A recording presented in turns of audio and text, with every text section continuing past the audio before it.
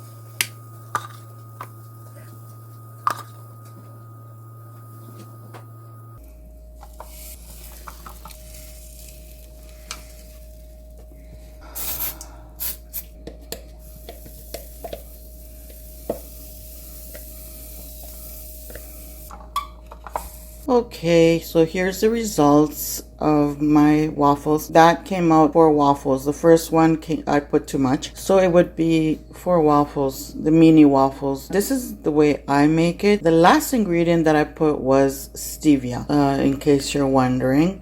But as always, I will be putting all ingredients at the end of the video, as I've been doing so far. My friends, if you like this short video, give it a thumbs up. I hope you try it out. Comment below if you liked it or not.